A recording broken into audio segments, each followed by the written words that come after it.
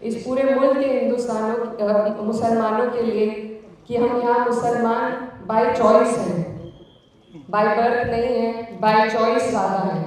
हमें मौका दिया गया था और हमने अपना मुल्क चुना, हमने हिंदुस्तान को चुना, सारी परिस्थितियों को जानते हुए, समझते हुए।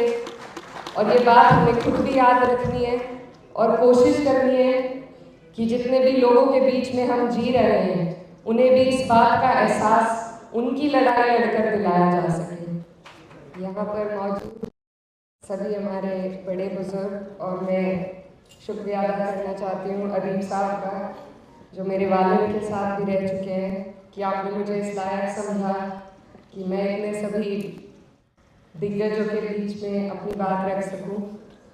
और आज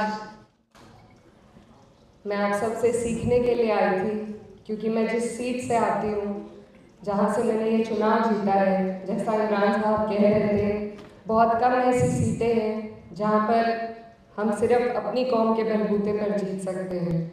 तो मेरी खुशनसीबी है कि मैं एक ऐसी सीट से आई हूँ जहाँ सिर्फ 30% होने के बावजूद तमाम जितने भी हमारे वहाँ के सेक्युलर माइंड के लोग थे, जो सेक्युलरिज्म को पसंद करते हैं और बढ़ाना चाहते हैं, ऐसे लोगों ने मुझे वहाँ से अपना नुमाइंदा चुनकर भेजा।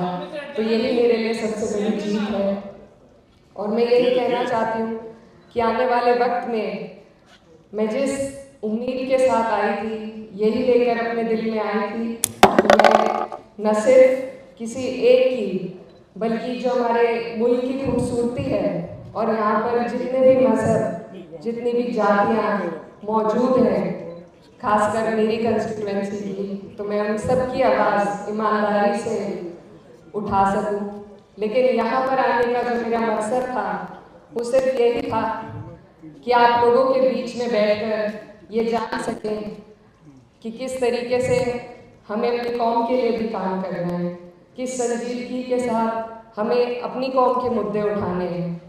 क्योंकि सबसे अहम बात यह है इस पूरे मुल्क के मुसलमानों के लिए कि हम यहाँ मुसलमान बाय चॉइस हैं, बाय बर्थ नहीं है, बाय चॉइस ज़्यादा है।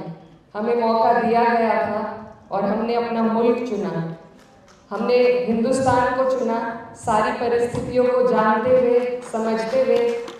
और ये बात हमें खुद भी याद रखनी है और कोशिश करनी है कि जितने भी लोगों के बीच में हम जी रहे हैं उन्हें भी इस बात का एहसास उनकी लड़ाई लड़कर दिलाया जा सके।